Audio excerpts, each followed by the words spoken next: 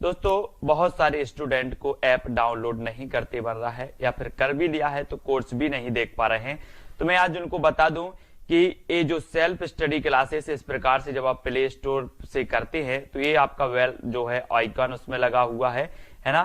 तो इस प्रकार से सेल्फ स्टडी क्लासेस आपको सर्च करना है और ऐसे आइकन में आपको ऐप मिलने वाला है। ठीक है, तो दोस्तों हम देखें कि प्ले स्टोर में आपको इस प्रकार से दिखेगा ये सेल्फ स्टडी क्लासेस। ठीक है, ये प्ले स्टोर में आपको सेल्फ स्टडी क्लासेस का ऐप दिखने वाला है। ठीक है, ये इमेज उसमें डली है, ये आइकन, ये लोगो उसमें डला है। ठीक है, अब दोस्तों इसको इंस्टॉल करना है, यहां से आप इंस्टॉल करेंगे। ठीक है, अब इंस्टॉल करेंगे तो वहां पर आपको नंबर मांगेगा, जीमेल नंबर मांगेगा, तो आपको ओटीपी आएगा, तो आप रजिस्टर करके आगे बढ़ेंगे। तो साथियों आज का सेशन स्टार्ट हो चुका है और दोस्तों जिन भी साथियों ने अभी तक सेल्फ स्टडी क्लासेस का ऐप डाउनलोड नहीं किया है, आप सेल्फ स्टडी क्लासेस का ऐप जरूर डाउनलोड करें। दोस्तों आपको क्या करना है, प्ले स्टोर में सर्च करना है सेल्फ स्टडी क्लासेस। ठीक है, तो ये पूरा आपको लिखा मिल जाएगा और ऐप आपको डाउनलोड कर लेना। अगर दोस्तों आप हिंदी साहित्य की तैयारी कर रहे हैं, UK, LT, TGT, PGT, Punjab master cadre या फिर जूनियर टेट एग्जाम की तैयारी कर रहे हैं, तो दोस्तों ये वीडियो आपके लिए है। ये ऐप जो है सेल्फ स्टडी क्लासेस, ये आपके लिए है। ठीक है, तो जिन भी साथियों ने अभी तक वीडियो को लाइक नहीं किया वो जल्दी से लाइक करें और वीडियो को दोस्तों अपने मित्रों तक शेयर जरूर करें। आज हम द्विवेदी युग को पढ़ने वाले, इसके पहले दोस्तों हमने भारतेंदु युग को पढ़ा आधुनिक काल में। आज अपन द्विवेदी युग को पढ़ेंगे। द्विवेदी युग में आपको बताना है कि द्विवेदी युग का जो नामकरण किया गया वो किसके नाम पर किया गया, ये आपको चयन करना है। ठीक है, तो सभी साथी ऐसे हैं जिन्होंने सेल्फ स्टडी क्लासेस का ऐप डाउनलोड कर लिया है, तो जल्दी जल्दी से फटाफट से उत्तर बताएंगे। द्विवेदी युग नामकरण किया है तो किसने किया है बताइए, है ना, किसके नाम पर किया गया है, ये क्वेश्चन आपको बताना है। तब आपका यहां पर बिल्कुल द्विवेदी युग नामकरण किया गया ये आपसे पूछा गया और आपने बिल्कुल सही आंसर चयन किया है कि महावीर प्रसाद द्विवेदी। महावीर प्रसाद द्विवेदी के नाम पर दोस्तों द्विवेदी युग का नाम पड़ा और महावीर प्रसाद द्विवेदी आपको पता है कि द्विवेदी युग के श्रेष्ठ दोस्तों कवि लेखक माने जाते हैं। और द्विवेदी जो महावीर प्रसाद द्विवेदी हैं, ये सरस्वती पत्रिका के क्या बने थे, सरस्वती पत्रिका के दोस्तों ये संपादक बने थे। कब बने थे, 1903 में। और सरस्वती पत्रिका यानी कि दोस्तों 1900 ईस्वी से ही द्विवेदी युग का आरंभ माना जाता है, 1900 ईस्वी से। ठीक है, ये आपको याद रख लेना। द्विवेदी युग का नामकरण महावीर प्रसाद द्विवेदी के नाम पर किया गया। इन्होंने गद्य और पद्य दोनों के लिए खली बोली में सामान्य बोलचाल की भाषा को प्राथमिकता देने की वकालत की। इनके द्वारा दोस्तों रचित अनुदित व मौलिक 80 ग्रंथ हैं और इनके प्रमुख काव्य संग्रह हैं काव्य मंजूषा, सुमन, काव्य कुंज, अबला विलाप, ये सभी इनकी दोस्तों रचनाएं मानी जाती हैं। ठीक है, ये चीज आपको याद रखना है यहां पर। अब आप पढ़ते हैं अगला क्वेश्चन। अगला क्वेश्चन यहां पर आपको बताना है दोस्तों सैरंध्री के रचनाकार कौन, ये क्वेश्चन आपसे पूछा गया। तो फिलहाल यहां पर तो आपको उत्तर दिख रहा होगा कि सैरंध्री के रचनाकार कौन माने जाते हैं, तो उत्तर है आपका मैथिली शरण गुप्त। ये क्वेश्चन पूछा गया है दोस्तों, सैरंध्री के रचनाकार कौन है। सैरंध्री के रचनाकार मैथिली शरण गुप्त हैं। यह गुप्त जी द्वारा रचित नाटक है। सैरंध्री नाटक किसका है, तो मैथिली शरण गुप्त का है। इनके द्वारा रचित नाटक है रंग में भंग, राजा प्रजा, है ना, ये आपको याद रख लेना दोस्तों। वन वैभव, विकट भट्ट, ब्रहणी, ब्रजांगना, है ना, बैतालिक, शक्ति, स्वदेश, ये इनकी बहुत ही महत्वपूर्ण रचनाएं मानी जाती हैं, इनको याद रख लेना है। और सैरंध्री भी किसकी है दोस्तों, मैथिली शरण गुप्त की रचना मानी जाती है, ये आपको याद रख लेना। ठीक है, बी नंबर आपका मैथिली शरण गुप्त बिल्कुल सही हो जाएगा। ठीक है, अगला क्वेश्चन आपको यहां पर अब चयन करना है। अगला क्वेश्चन है आपका कि कौन सी रचना अयोध्या से उपाध्याय हरिऔध की है। अयोध्या से उपाध्याय हरिऔध आपको पता होगा दोस्तों, अयोध्या से उपाध्याय हरिऔध जो हैं ये द्विवेदी युग के श्रेष्ठ कवि और लेखक माने जाते हैं। अयोध्या से उपाध्याय हरिऔध ने दोस्तों खड़ी बोली का प्रथम महाकाव्य लिखा था जिसका नाम था प्रिय प्रवास, आपको पता है ना। और आपसे अगर पूछा जाए कि खड़ी बोली का प्रथम महाकाव्य कौन सा है, तो प्रिय प्रवास, है ना। अयोध्या से उपाध्याय हरिऔध की रसकला कृष्ण शतक इनकी प्रथम रचना मानी जाती है, ये भी आपको याद रख लेना, कृष्ण शतक। ठीक है, तो यहां पर अयोध्या से उपाध्याय हरिऔध की रचना नहीं है, तो कौन सी नहीं है, यहां पर आपने बिल्कुल सही उत्तर बताया कि वैदेही वनवास तो इनकी रचना है। चुभते चौपदे भी इनकी रचना है, चौके चौपदे भी इनकी रचना है। कौन सी नहीं है? विचित्र विवाह है। विचित्र विवाह इनकी रचना नहीं मानी जाती और उत्तर चला जाता है ए की तरफ। अयोध्या सिंह उपाध्याय द्वारा रचित काव्य ग्रंथ है प्रिय प्रवास, हरिऔध सतसई, मर्म स्पर्श, है ना, कल्पलता, कृष्ण शतक, प्रेम प्रपंच, रसिक रहस्य, ये सारी की सारी मानी जाती हैं दोस्तों इनके, है ना। चौके चौपदे, पारिजात भी है, ठीक है, रस कलश भी इनका ग्रंथ है। ये हरिऔध जी के ग्रंथ माने जाते हैं, इनको आपको याद रख लेना, ठीक है। हाँ, ये विचित्र विवाह है आपका, बिल्कुल सही है, ए नंबर। अगला क्वेश्चन आपको बताना है, द्विवेदी युग का वह साहित्यकार जिन्हें दोस्तों कविता, कामिनी, कांत, भारतेंदु, प्रज्ञेंदु, साहित्य सुधाकर उपाधियों से विभूषित किया गया, तो वो बताना है कि वो कवि कौन सा है। 4 विकल्प है हमारे सामने, जल्दी से लिख बताना है आपको कि द्विवेदी युग का वह साहित्यकार कौन सा है जिसे कविता, कामिनी, कांत कहा जाता है, जिसे भारतेंदु, प्रज्ञेंदु कहा जाता है, जिसे साहित्य सुधाकर कहा जाता है। 4 विकल्प हैं दोस्तों। पहला है नाथुराम शर्मा शंकर, दूसरा भारतेंदु हरिश्चंद्र, तीसरा रामधारी सिंह दिनकर और सूर्यकांत त्रिपाठी निराला। तो आपको पता है कि कविता, कामिनी, कांत, भारतेंदु प्रज्ञेंदु, साहित्य सुधाकर आदि उपाधियों से जो सम्मानित किया गया वो किया गया नाथुराम शर्मा शंकर। नाथुराम शर्मा शंकर को, यानी कि आपका विकल्प नंबर जो ए है वो बिल्कुल सही हो जाता है, ठीक है। इन्हें भारतेंदु प्रज्ञेंदु कहा जाता है, इन्हें साहित्य सुधाकर कहा जाता है, इन्हें कविता, कामिनी, कांत कहा जाता है, यानी कि उत्तर कहां चला जाता है? एक की तरफ, ठीक है। द्विवेदी युग के साहित्यकार नाथुराम शर्मा शंकर को कविता, कामिनी, कांत, है ना, भारतेंदु प्रज्ञेंदु, साहित्य सुधाकर आदि उपाधियों से विभूषित किया गया, ये भी याद रख लेना। और अगला क्वेश्चन है, बताना है आपको मैथिलीशरण गुप्त की काव्य रचना कौन सी नहीं है, कौन सी नहीं है, ये आपसे पूछा गया।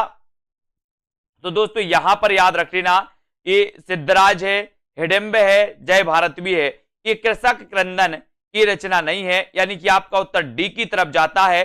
डी नंबर कृषक क्रंदन आपका सही हो जाएगा। कृषक क्रंदन ये गया प्रसाद शुक्ल स्नेही की रचना मानी जाती है। किसकी मानी जाती है? गया प्रसाद शुक्ल स्नेही की रचना है। इनकी अन्य रचनाएं हैं प्रेम पच्चीसी, राष्ट्रीय वीणा, त्रिशूल, है ना, तरंग, करुणा तथा कादम्बिनी, ये सभी मानी जाती हैं, है ना। रंग में भंग, जयद्रथ वध, किसान, विकट भट्ट, गुरुकुल, साकेत, भारत भारती, झंकार, यशोधरा, द्वापर, जय भारत, विष्णु प्रिया, हिडिंबा, सिद्धराज, हिंदू बैतालिक तथा पंचवटी आदि ये सभी रचनाएं किसकी हैं? मैथिलीशरण गुप्त की। लेकिन कृषक क्रंदन ये गया प्रसाद शुक्ल स्नेही की है ना। बोले कृषक का क्रंदन गया, कृषक का क्रंदन गया, गया तो गया प्रसाद शुक्ल स्नेही, ठीक है। अगला क्वेश्चन आपसे पूछा जाता है दोस्तों, अगला आपको बताना है कि मैथिलीशरण गुप्त की कौन सी रचना महाभारत संबंधी नहीं है। महाभारत संबंधी कौन सी नहीं है पूछा है यहां पर। तो वन वैभव नहीं है, शक्ति, सैरंध्री या फिर कवसंहार। प्रश्न क्रमांक 6 और 6 में आपको चयन करना है। 6वें का आंसर क्या हो जाएगा? महाभारत संबंधी नहीं है तो कौन सी नहीं है बताइए। 4 विकल्प है, चौथा विकल्प सैरंध्री है ना, चौथा विकल्प सैरंध्री है। और दोस्तों 3 विकल्प आपको दिख रहे होंगे, वन वैभव, शक्ति, है ना, और दोस्तों कवसंहार और सैरंध्री। तो यहां पर आपको इतना याद रखना है कि जो ये शक्ति है, शक्ति ये दोस्तों महाभारत संबंधी नहीं है और उत्तर चला जाता है विकल्प नंबर बी की तरफ, है ना। तो ये बी नंबर आपका बिल्कुल सही है। मैथिलीशरण गुप्त की कौन सी रचना महाभारत संबंधी नहीं है? तो बी नंबर बिल्कुल राइट, है ना, वेरी गुड, बी नंबर आपका सही उत्तर हो जाता है। अब दोस्तों आते हैं अगले प्रश्न की ओर। अगला प्रश्न यहां पर हम देखेंगे कि मैथिलीशरण गुप्त की शक्ति रचना महाभारत संबंधी नहीं, जबकि वन वैभव, वक्संहार, सैरंध्री महाभारत संबंधी रचनाएं हैं, ये भी आपको याद रख लेना। अगला क्वेश्चन आपकी स्क्रीन पर है, हरिऔधकृत काव्योपवन का प्रकाशन वर्ष क्या है? बहुत बढ़िया प्रश्न है, काव्योपवन। सुरभि जी बिल्कुल, हरिऔधकृत काव्योपवन का प्रकाशन वर्ष आपको बताना है। जो भी साथी जूनियर टेट एग्जाम की तैयारी कर रहे हैं, जो भी साथी PGT, TGT, Punjab master cadre exam की तैयारी कर रहे हैं, यूकेएलटी की, वो दोस्तों ऐप डाउनलोड कर लें, प्ले स्टोर में सर्च करें सेल्फ स्टडी क्लासेस, है ना। और जिन भी साथियों को कोर्स में एडमिशन लेना है हिंदी साहित्य के दोस्तों, जूनियर टेट एग्जाम के, मास्टर कैडर एग्जाम के, तो इसकी फीस रखी है दोस्तों अभी आपको 1200 रुपए, ठीक है। तो इस फीस में आप दोस्तों एडमिशन ले सकते हैं और अपनी पढ़ाई को क्रमबद्ध कर सकते हैं। हरियोध कृत काव्योपवन का प्रकाशन वर्ष क्या है, तो उत्तर चला जाता 1909। 1909 यानी सी नंबर, है ना। काव्योपवन सी नंबर 9 आपका बिल्कुल सही हो जाएगा। हरियोध कृत काव्योपवन का प्रकाशन वर्ष 1909 ईस्वी है और हरियोध द्वारा रचित काव्य है प्रिय प्रवास, सभी को पता है। पारिजात, है ना, वैदेही वनवास, कृष्ण शतक इनकी पहली रचना है। प्रेम प्रपंच, चोखे चौपदे, चुपदे चौपदे, है ना। और दोस्तों ये सारी की सारी रचनाएं मानी जाती हैं इनकी, अयोध्या से उपाध्याय हरियोध की। अब अगला क्वेश्चन आपको यहां पर चयन करना है, किसके साहित्य को हम सरस्वती और इंदु में जिस प्रयोगात्मक रूप में देखते हैं वही उस साहित्य का असली रूप है। किसके साहित्य को बताइए, 8 का प्रश्न बताना है। किसके साहित्य को हम सरस्वती और इंदु में जिस प्रयोगात्मक रूप में देखते हैं वही उस साहित्य का असली रूप है। भारतेंदु युग, द्विवेदी युग, छायावादी युग या फिर आधुनिक युग। प्रश्न क्रमांक आपका 8 नंबर आपको चयन करना है, 8वां नंबर। प्रश्न क्रमांक 8 में, और 8 में आपका बिल्कुल सही आंसर हो जाएगा द्विवेदी युग। द्विवेदी युग यानी बी नंबर, ठीक है। किसके साहित्य को हम सरस्वती और इंदु में जिस प्रयोगात्मक रूप में देखते हैं वही उस साहित्य का असली रूप है, ये आपका द्विवेदी युग बिल्कुल सही हो जाएगा। बी नंबर आपका बिल्कुल सही हो जाएगा। द्विवेदी युगीन 1900 ईस्वी से 1918 ईस्वी तक साहित्य को हम सरस्वती एवं इंदु में जिस प्रयोगात्मक रूप में देखते हैं वही उस साहित्य का असली रूप है, ठीक है। और सरस्वती पत्रिका का प्रकाशन 1900 ईस्वी, ये आपको याद रख लेना है दोस्तों, ठीक है। आचार्य महावीर प्रसाद द्विवेदी जी इसके ख्याति लब्ध संपादक हुए, ये भी आपको याद रख लेना दोस्तों, है ना। ये सारी चीजें आपको याद रखनी है। अगला क्वेश्चन, खड़ी बोली हिंदी का आधुनिक कालीन प्रथम महाकाव्य कौन सा है। खड़ी बोली हिंदी का आधुनिक कालीन प्रथम महाकाव्य कौन सा माना जाता है। खड़ी बोली हिंदी का आधुनिक कालीन प्रथम महाकाव्य कौन सा माना जाता है। या ऐसे भी क्वेश्चन आ सकता है कि खड़ी बोली का प्रथम महाकाव्य कौन सा है, ऐसे भी घुमा के पूछ लिया है आपसे कि खड़ी बोली हिंदी का आधुनिक कालीन प्रथम महाकाव्य कौन सा है, बताइए। 4 विकल्प हमारे पास हैं और सभी को लगभग पता है कि खड़ी बोली हिंदी का जो प्रथम महाकाव्य है वो महाकाव्य है प्रिय प्रवास। कौन सा है, प्रिय प्रवास। खड़ी बोली हिंदी का आधुनिक कालीन प्रथम महाकाव्य प्रिय प्रवास सन 1914 ईस्वी में अयोध्या से उपाध्याय हरियोध द्वारा रचित 17 सर्गों का प्रबंध काव्य है। प्रिय प्रवास का सर्वप्रथम नाम ब्रजांगना विलाप था। यह संपूर्ण काव्य संस्कृत के वर्ण वृत्तों पर आधारित है। इस प्रबंध काव्य में कृष्ण के बचपन से लेकर मथुरा प्रस्थान तक का वर्णन है ना। इसमें कितने सर्ग हैं, 17 सर्ग हैं, ये याद रख लेना हरियोध जी के प्रिय प्रवास में, इसको सभी याद रखेंगे। विख्यात जीवन व्रत हमारा लोक हित एकांत था, आत्मा अमर है देह नश्वर ए अटल सिद्धांत था। उपर्युक्त पंक्तियां किस कृति में संग्रहित हैं, बताइए किस कृति में संग्रहित हैं। विख्यात जीवन व्रत हमारा कौन सी कृति में संग्रहित है दोस्तों, ये 4 विकल्प आपको चयन करना है। तो विख्यात जीवन व्रत हमारा लोक हित एकांत था और आत्मा अमर है देह नश्वर ए अटल सिद्धांत था। उपर्युक्त पंक्तियां किस कृति में संग्रहित हैं, तो 4 विकल्प हैं, साकेत, है ना, सिद्धराज, भारत भारती या फिर इनमें से कोई नहीं। तो अब आपका राइटिंग सही हो जाएगा, उत्तर जो हो जाएगा सही वो हो जाएगा भारत भारती। भारत भारती में ये दोस्तों विख्यात जीवन व्रत हमारा लोक हित एकांत था, आत्मा अमर है देह नश्वर यह अटल सिद्धांत था। ये जो पंक्तियां हैं ये भारत भारती की पंक्तियां हैं और भारत भारती के रचनाकार कौन है, मैथिली शरण गुप्त, है ना, याद रख लेना। राष्ट्रीय काव्यधारा की रचना है, इसी रचना की प्रसिद्धि के कारण उन्हें राष्ट्र कवि की संज्ञा भी दी गई, ये भी आपको पता होगा। है ना। उपर्युक्त पंक्ति भारत भारती में संग्रहित है। 1912 ईस्वी में रचित भारत भारती ग्रंथ के लेखक मैत्री शरण गुप्त हैं। याद रख लेना, मैत्री शरण गुप्त का उपनाम कभी अगर आपसे पूछा जाए तो इनका उपनाम मधुप था। क्या नाम उपनाम था? इनका उपनाम था दोस्तों मधुप। किसका? मैत्री शरण गुप्त का। और इन्हें दद्दा भी कहते थे। क्या? दद्दा। ठीक है, ये राष्ट्रकवि थे। राष्ट्रकवि इन्हें दोस्तों मैत्री शरण गुप्त की जो भारत भारती इसकी प्रसिद्धि के कारण महात्मा गांधी ने राष्ट्रकवि की उपाधि दी थी, है ना। और इनका उपनाम क्या था? मधुप। और दद्दा भी इनका उपनाम था। कभी अगर एग्जाम में आ जाए तो छोड़ना नहीं। द्विवेदी युग की कविता है तो कौन सी है? उपदेशात्मक एवं इतिवृत्तात्मक कविता है ना। प्रकृति चित्रात्मक है, नव जागरण परक है, या फिर नारी चेतनात्मक है? बताइए। प्रश्न क्रमांक आपका 11 है। 11 में द्विवेदी युग की कविता बताना है। कविता है तो किस प्रकार की है, या कविता की विशेषता है तो वो किस प्रकार की विशेषता है? द्विवेदी युग की कविता है तो आपका सही उत्तर हो जाएगा उपदेशात्मक एवं इतिवृत्तात्मकता, है ना। इतिवृत्तात्मक यानी ये नंबर आपका बिल्कुल सही है ना। द्विवेदी युग की कविताओं में उपदेशात्मक एवं इतिवृत्तात्मक प्रमुख रूप से पाया जाता है। इतिवृत्तात्मक का नहीं होता है दोस्तों वस्तु वर्णन, है ना। और द्विवेदी युग को जागरण सुधार काल भी कहा जाता है। ये क्वेश्चन कई बार आया है कि जागरण सुधार काल किसे कहा जाता है? जागरण सुधार काल किसे कहा जाता है? ठीक है, तो आपको बताना है कि वो कहा जाता है द्विवेदी युग को।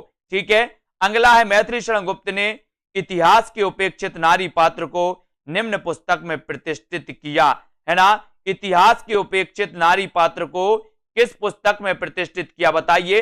भारत भारती में, रंग में भंग, या फिर द्वापर, या फिर साकेत में? आपको पता है दोस्तों, है ना, बोले सर राम के साथ तो सीता वनवास गई थी, है ना, लेकिन लक्ष्मण के साथ उर्मिला नहीं गई थी। और ये इतिहास उपेक्षित नारी मानी जाती हैं दोस्तों, है ना, कि राम की सीता और राम का वियोग तो सबने देखा, लेकिन उर्मिला और लक्ष्मण का वियोग किसी ने नहीं देखा। यानी कि इतिहास के उपेक्षित नारी पात्र को निम्न पुस्तक में प्रतिष्ठित किया गया, तो वो पुस्तक है साकेत, है ना। साकेत मैत्री शरण गुप्त जी का महाकाव्य है और ये राम काव्य पर आधारित महाकाव्य माना जाता है दोस्तों, याद रख लेना।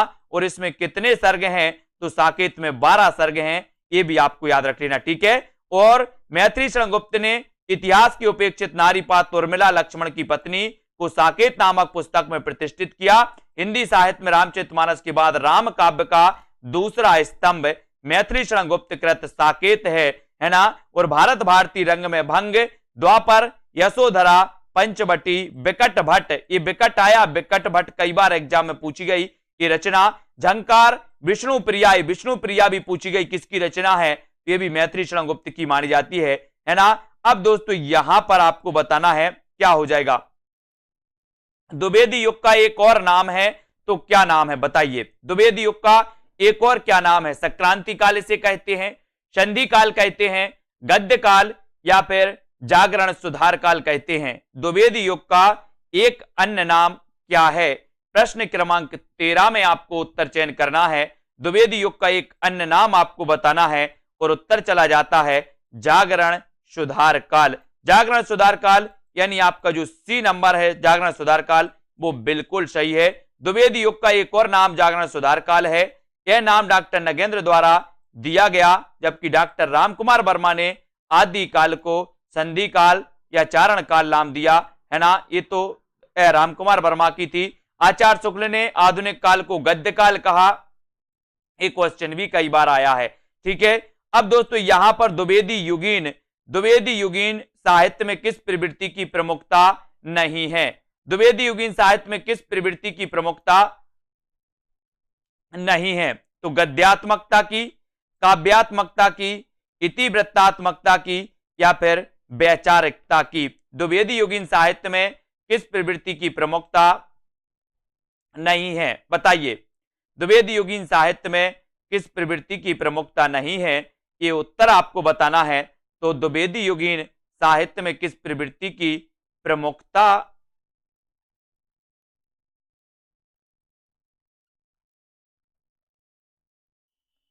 तो यहां पर आपका उत्तर हो जाएगा दोस्तों काव्यात्मकता। ये बी नंबर सही हो जाएगा। यहां पर ये डी नहीं होगा। काव्यात्मकता आपका बिल्कुल सही हो जाएगा, क्योंकि इतिवृत्तात्मकता की प्रमुख विशेषता मानी जाती है ना। तो ये बी नंबर आपका बिल्कुल सही है। गद्यात्मकता, वैचारिकता द्विवेदी युग प्रधान प्रवृत्तियां रही हैं। गद्यात्मकता भी रही है, वैचारिकता भी रही है ना, इतिवृत्तात्मकता भी रही है। नहीं रही तो कौन सी नहीं रही? काव्यात्मकता नहीं रही। और बी नंबर आपका बिल्कुल सही हो जाता है, बी नंबर। ठीक है, वी राइट आंसर हो जाएगा, काव्यात्मकता। ठीक है, राजपूतियान की कथा है तो कौन सी है? किस रचना में राजपूतियान की कथा है, ये आपको बताना है। उत्तर क्या हो जाएगा? सभी लोग बताएंगे। राजपूतियान की कथा, राजपूतियान की कथा है तो कौन सी है? सिद्धराज, रंग में भंग, पंचवटी या फिर साकेत? राजपूतियान की कथा है, आपको चयन करना है। बताइए, प्रश्न क्रमांक है आपका, है ना, यहां पर दोस्तों 15, और 15 में राजपूतियान की कथा कौन सी रही? ये 4 विकल्प में से एक विकल्प का आपको चयन करना। और आपने बिल्कुल सही आंसर बताया कि सर रंग में भंग ये राजपूतियान की कथा रही है, यानी कि बी नंबर आपका बिल्कुल सही हो जाएगा। मैथिली शरण गुप्त इसके रचनाकार हैं, रंग में भंग, है ना। अब यहां पर आते, अगला क्वेश्चन अपना है यहां पर, राजपूतियान की कथा रंग में भंग, है ना, काव्य में समाहित है। रंग में भंग काव्य ग्रंथ की रचयिता मैथिली शरण गुप्त हैं, है ना। आचार्य रामचंद्र शुक्ल ने गुप्त जी को सामंजस्यवादी कवि कहा है, रामचंद्र शुक्ल ने कहा। ठीक है, और गुप्त जी ने स्वयं को कौटुंबिक कवि मात्र कहा। इन्हें भारत भारती लिखने पर महात्मा गांधी ने राष्ट्र कवि की उपाधि दी। इनके द्वारा रचित अन्य काव्य ग्रंथ हैं दोस्तों, जयद्रथ वैद्य इनकी रचना है ना। किसान इनकी रचना है, किसान, है ना, किसान भी इनकी रचना है। विकट भट्ट इनकी रचना है। यशोधरा, भारत भारती, साकेत, गुरुकुल, है ना। विष्णु प्रिया, एक कई बार पूछी गई, विष्णु प्रिया की रचनाकार कौन है? तो ये भी आपको याद रख लेना। साकेत की कथा का मुख्य संबंध किसके चरित्र विकास से जुड़ा है? ये आपको चयन करना है। करिए, 4 विकल्प हैं और साकेत का मुख्य संबंध बताना है किसके चरित्र विकास से जुड़ा है। राम और सीता के, लक्ष्मण और उर्मिला के, भारत और मांडवी के, या फिर लक्ष्मण और सीता के? तो साकेत की कथा का मुख्य जो संबंध है वो किसके चरित्र से के विकास से जुड़ा है? सभी लोग लाइक जरूर कर देंगे। और जिन भी साथियों ने अभी तक self study classes app download नहीं किया है वो प्ले स्टोर में सर्च करें सेल्फ स्टडी क्लासेस, है ना, और ऐप डाउनलोड कर लें। जिन भी साथियों को एडमिशन लेना है कोर्स में हिंदी साहित्य, हिंदी व्याकरण के, जहां पर आपको टॉपिक वाइज टेस्ट भी मिलेंगे, जहां पर आपको हिंदी व्याकरण भी पढ़ाई जाएगी, जहां पर आपको हिंदी साहित्य भी, विस्तृत अध्ययन प्लस ट्रिकी वीडियो भी आपको पढ़ाए जाएंगे, है ना। तो साकेत की कथा का मुख्य संबंध किसके चरित्र विकास से जुड़ा है? तो वो जुड़ा है लक्ष्मण और उर्मिला, यानी कि बी नंबर आपका बिल्कुल सही है। साकेत में हम पढ़ते हैं दोस्तों कि 1931 की तो ये रचना है साकेत, है ना। साकेत गुप्त जी की सर्वश्रेष्ठ रचना है, इसे महाकाव्यों की श्रेणी में रखा गया। इसकी कथा साकेत को केंद्र बनाकर लिखी गई, है ना, और इसकी कथा वस्तु राम और सीता का ना होकर दोस्तों उर्मिला और लक्ष्मण की है। अगला क्वेश्चन है कि मैथिली शरण गुप्त द्वारा रचित जयद्रथ वध क्या है? महाकाव्य है, खंड काव्य है, प्रबंध काव्य है, या फिर इनमें से कोई नहीं? ये आपको बताना है। प्रश्न क्रमांक 17 का आंसर आपको चयन करना है। 17 का आंसर क्या हो जाएगा? और यहां पर मैथिली शरण गुप्त द्वारा रचित जयद्रथ वध ये क्या है? ये कह दे, ये बोलो खंड काव्य है। क्या है? खंड काव्य। ये दोस्तों प्रबंध काव्य के 2 भेद होते हैं। प्रबंध काव्य के एक भेद होता है महाकाव्य, एक होता है खंड काव्य। यहां खंड काव्य दिया है, हम खंड काव्य ही लगाएंगे, ठीक है, सी नंबर लगाएंगे, सी नंबर खंड काव्य है, ठीक है। मैथिली शरण गुप्त द्वारा रचित जयद्रथ वध एक खंड काव्य है। किसी महाकाव्य के आंशिक रूप का अनुसरण करने वाली विधा दोस्तों क्या कहलाती है? एक खंड काव्य कहलाती है, ठीक है, इसको याद रखेंगे। मैथिली शरण गुप्त द्वारा रचित जयद्रथ वध में महाभारत के अर्जुन द्वारा जयद्रथ के वध किए जाने की घटना का इसमें वर्णन किया गया है ना। अब अगला क्वेश्चन आपको यहां पर बताना है कि दिवस का अवसान समीपता, गगनता कुछ लोहित हो चला, है ना, तरु शिखा पर थी अब गरजती कमलिनी, कुल कब बल्लभ की प्रभा। ये कई बार पूछा गया दोस्तों, दिवस का अवसान समीपता। ये दिवस का अवसान समीपता, ये पंक्ति आपको बताना है कि पंक्ति किससे है दोस्तों? आंसू से है, परिवर्तन से, किसान से, या प्रिय प्रवास से? यानी कि किस रचना से लिया गया है? बताइए, ये पंक्ति किस रचना से ली गई है, ये बताना है। प्रश्न क्रमांक 18 में दिवस का अवसान समीप था, है ना, गगनता कुछ लोहित हो चला, तरु शिखा पर थी अब राजती कमलिनी, है ना। ये क्वेश्चन कई बार आया। और दिवस का अवसान समीप था, बोले किसके किसके दिवस का? बोले प्रिय प्रभास, प्रिय के प्रभास का दिवस का अवसान समीप था। याद रख लेना, प्रिय प्रभास आपका सही होगा। प्रिय प्रभास खड़ी बोली का प्रथम महाकाव्य, है ना। इसमें 17 सर्ग हैं प्रिय प्रभास में, ये भी याद रख लेना। और ये दोस्तों किसकी रचना है? अयोध्या से उपाध्याय हरिऔध, है ना। उक्त काव्य पंक्तियों का संबंध दोस्तों द्विवेदी युग के श्रेष्ठ कवि माने जाते हैं अयोध्या से उपाध्याय हरिऔध, और इन्हें कवि सम्राट कहा जाता है। किसे, अगर आपसे कभी पूछा जाए कि कवि सम्राट किसे कहा जाता है, तो अयोध्या से उपाध्याय हरिऔध को। इन्होंने दोस्तों निःशुल्क नागरी प्रचारणी सभा और साहित्य की सेवा के लिए इन्हें कवि सम्राट की उपाधि दी गई थी, है ना। 1914 ईस्वी में रचित प्रिय प्रभास 17 सर्ग इसमें माने जाते हैं। इसको आपको याद रख लेना दोस्तों। और यहां पर अगला क्वेश्चन आपको बताना है कि द्विवेदी जी ने किस भाषा को कविता के सिंहासन से उतारकर खड़ी बोली को प्रतिष्ठित करने में काफी योगदान दिया? तो बताइए, 4 विकल्प हैं, फारसी भाषा, संस्कृत भाषा, ब्रज भाषा या फिर पाली भाषा। किस भाषा को उतारकर दोस्तों खड़ी बोली को प्रतिष्ठित करने में काफी योगदान दिया? वो ऐसे दोस्तों कवि कौन थे, ऐसे लेखक कौन थे? तो वो लेखक कौन थे दोस्तों, ये भी आपको पता है कि वो महावीर प्रसाद द्विवेदी थे। लेकिन किस भाषा को उतारा था इन्होंने? तो ब्रज भाषा को दोस्तों सिंहासन से उतारकर, कविता के सिंहासन से उतारकर खड़ी बोली को प्रतिष्ठित करने वाले जो आचार्य थे वो द्विवेदी, है ना, आचार्य महावीर प्रसाद द्विवेदी थे। तो ये आपको याद रख लेना है कि द्विवेदी जी ने ब्रज भाषा को कविता के सिंहासन से उतारकर खड़ी बोली को प्रतिष्ठित करने में काफी योगदान दिया।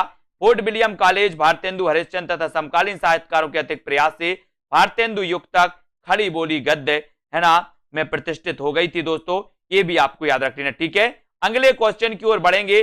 भाषा के रूप में स्थापित हो चुकी थी, परंतु कविता की भाषा अब भी ब्रज भाषा ही बनी रही, है ना। चिरगांव किस कवि का जन्म स्थान है? चिरगांव जिला झांसी, बताइए, चिरगांव जिला झांसी किस कवि का जन्म स्थान है? माखनलाल चतुर्वेदी का, मैथिली शरण गुप्त, सुमित्रा कुमारी चौहान या फिर सुमित्रा नंदन पंत? चिरगांव किस कवि का जन्म स्थान है, ये आपको बताना है। प्रश्न क्रमांक है आपका 20 का आंसर आपको बताना है कि चिरगांव किस कवि का जन्म स्थान माना जाता है। माखनलाल चतुर्वेदी का तो नहीं है, किसका है बताइए। और उत्तर आपका बिल्कुल सही आंसर हो जाएगा कि सर चिरगांव जिला झांसी, चिरगांव में जन्म हुआ था राष्ट्र कवि मैथिली शरण गुप्त का, राष्ट्र कवि मैथिली शरण गुप्त का, जिनकी रचना भारत भारती के लिए 1912, ये दोस्तों 1912 की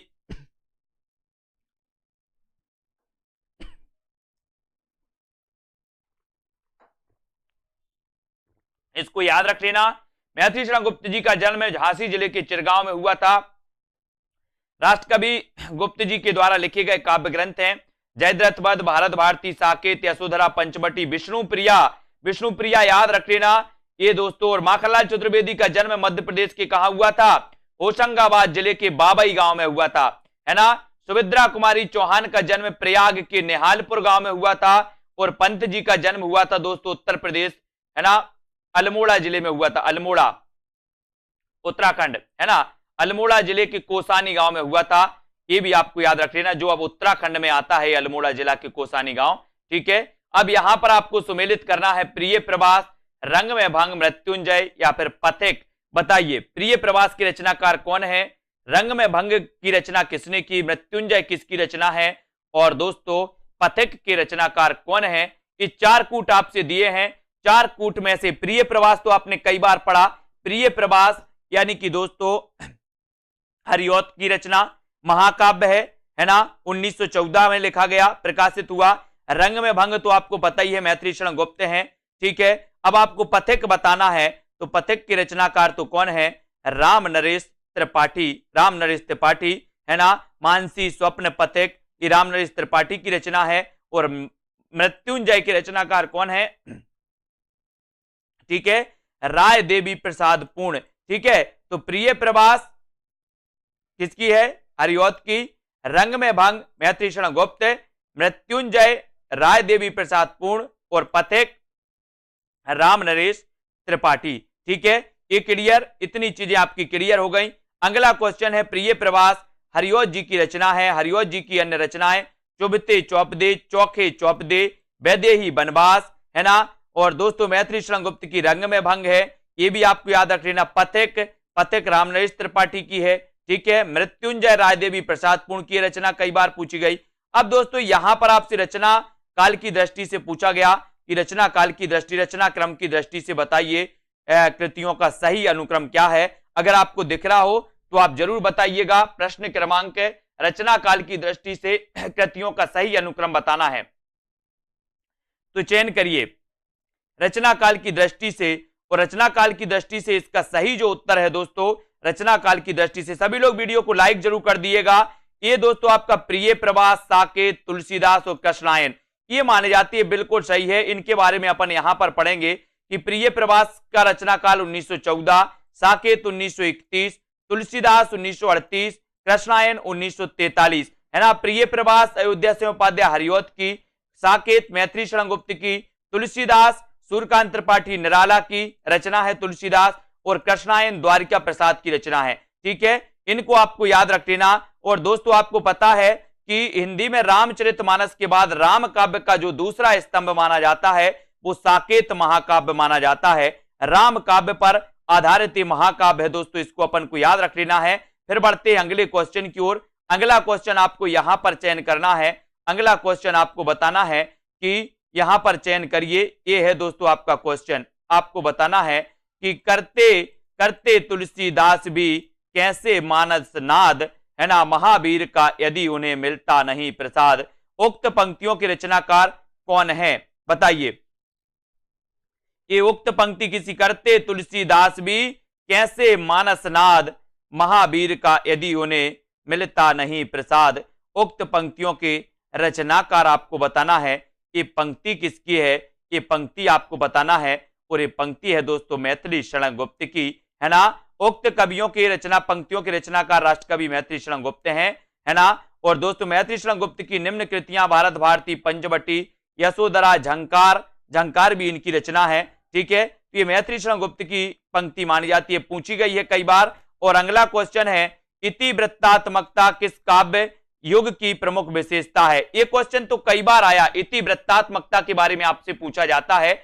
और जिन भी साथियों ने अभी तक self study classes app download नहीं किया है वो आज ही दोस्तों सेल्फ स्टडी क्लासेस ऐप को डाउनलोड कर लें। ठीक है, और दोस्तों अपनी पढ़ाई को स्टार्ट कर दें। जिन भी साथियों को जूनियर टेट एग्जाम के लिए कोर्स में एडमिशन लेना है, जिन भी साथियों को टीजीटी पीजीटी के लिए कोर्स में एडमिशन लेना है, तो फीस मात्र 1200 रखी गई है।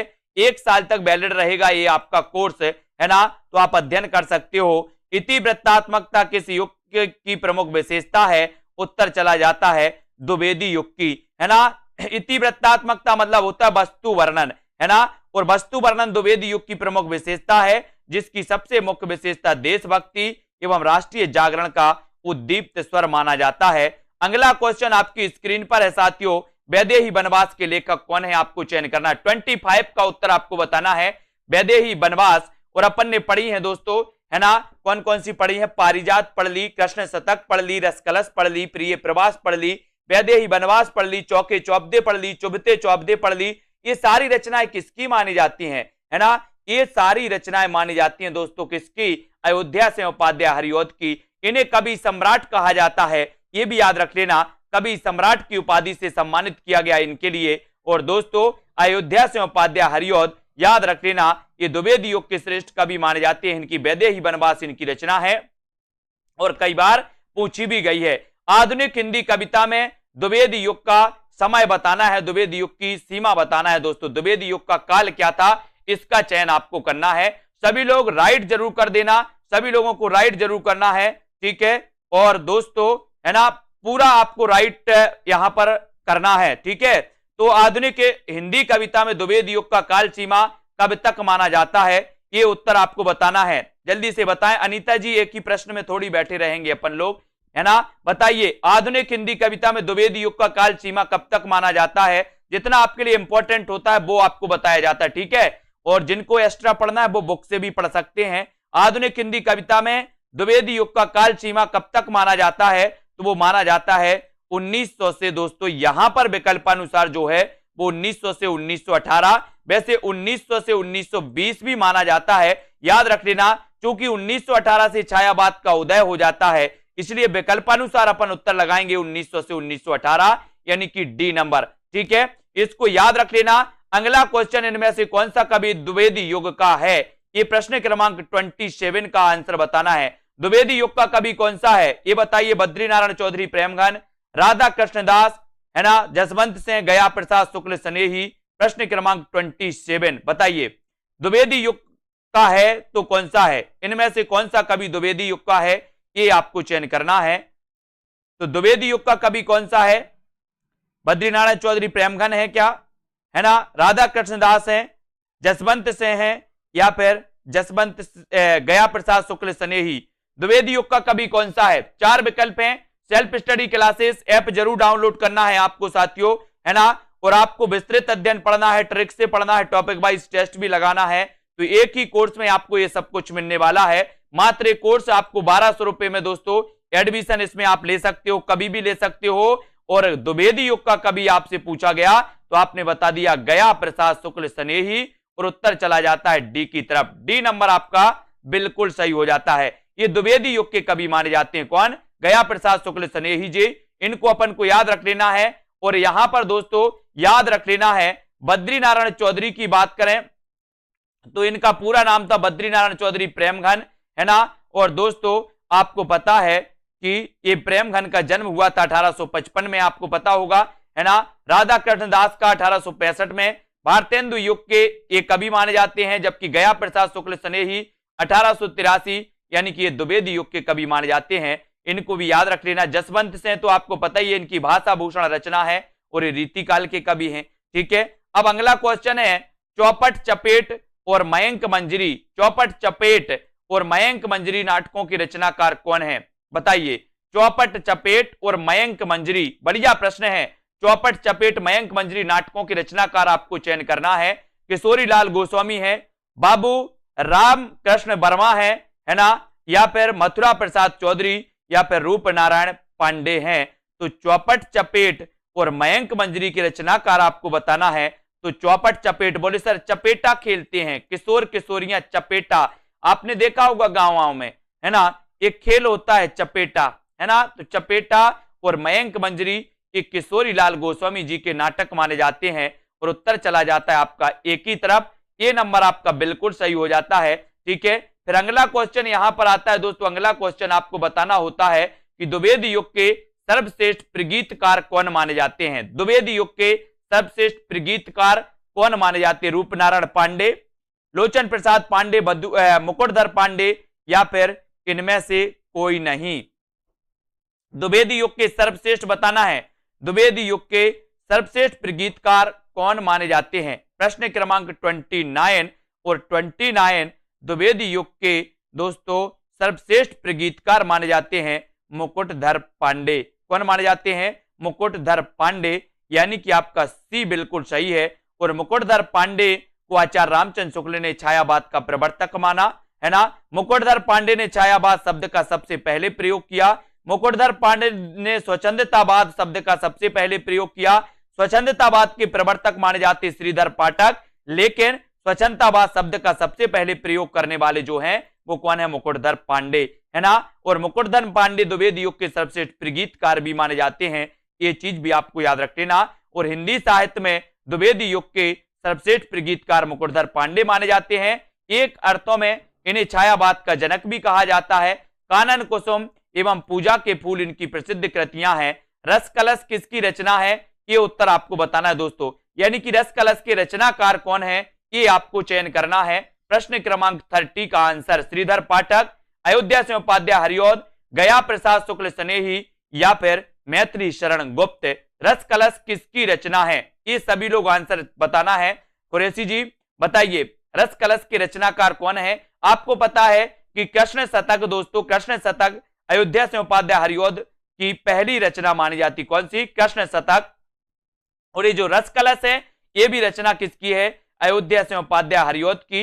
इनकी रचना, ये रचनाएं दी है रस कलश की रचनाकार है ना, अयोध्या से उपाध्याय हरिऔध, गुणवंत हेमंत श्रीधर पाठक की, भारत भारती मैत्रीशरण गुप्त, प्रेम पचेसी गया प्रसाद शुक्ल सनेही की है, हरिऔध श्रीधर पाठक तथा मैत्रीशरण गुप्त आदि ये द्विवेदी है ना मंडल के कवि माने जाते, द्विवेदी युग के कवि माने जाते। ठीक है, मैत्रीशरण गुप्त की प्रतिभा का विकास सर्वाधिक किस साहित्य के रूप में देखने को मिलता है, ये बताना है दोस्तों। मैत्रीशरण गुप्त की प्रतिभा का विकास सर्वाधिक किस साहित्य के रूप में देखने को मिलता है, ये आपको चयन करना है।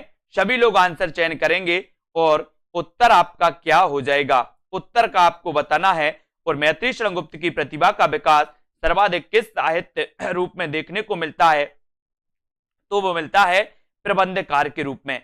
प्रबंधकार के रूप में यानी बी नंबर आपका बिल्कुल सही है, बी नंबर बिल्कुल सही हो जाएगा, प्रबंधकार के रूप में।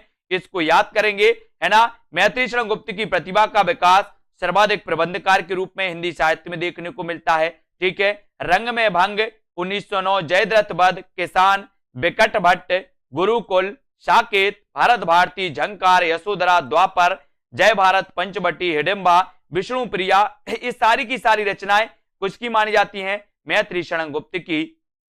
इन रचनाओं को याद करना है दोस्तों। मैत्रीशरण गुप्त की कौन सी रचना नायिका प्रधान नहीं है, ऐसे भी क्वेश्चन आते हैं, नायिका प्रधान कौन सी रचना नहीं है, ये आपको बताना है। पंचवटी नहीं है, विष्णु प्रिया नहीं है, या फिर यशोधरा या साकेत नहीं है। इसका उत्तर सभी लोग बताएंगे, चयन करें सभी लोग, क्या हो जाएगा।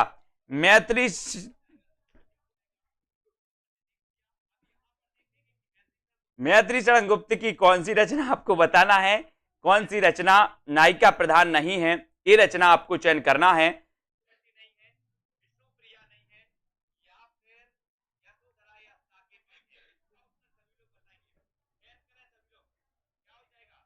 तब आपका बिल्कुल सही है, मैत्रीशरण गुप्त की कौन सी रचना नायिका प्रधान नहीं है, उत्तर सही है दोस्तों, पंचवटी। ठीक है,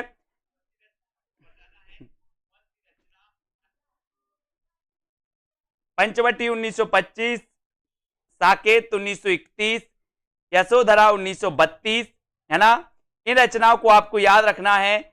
और ये जो रचना है दोस्तों मैत्रीशरण गुप्त की, जो पंचवटी रचना है, ये पंचवटी रचना क्या नहीं मानी जाती, नायिका प्रधान नहीं है, यानी कि आपका उत्तर बी नंबर बिल्कुल सही है। बी नंबर आपको चयन करना है यहां पर। ठीक है, बी नंबर, ये नायिका प्रधान नहीं मानी जाती, ये आपको याद रख लेना।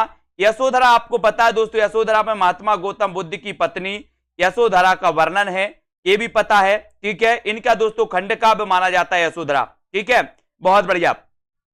अब यहां पर अगला क्वेश्चन आपको चयन करना है कि मैत्रीशरण गुप्त की निम्नलिखित काव्य कृतियों का सही अनुक्रम क्या है। गुप्त जी के बारे में सभी को बताना है, सभी लोग बताएंगे।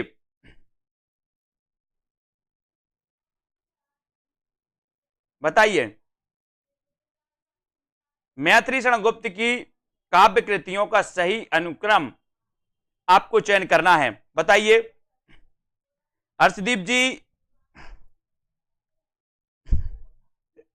सुरेंद्र अहिरवाल जी, रतन जी, सरोज जी, दारसू जी, खुरेसी जी, हाँ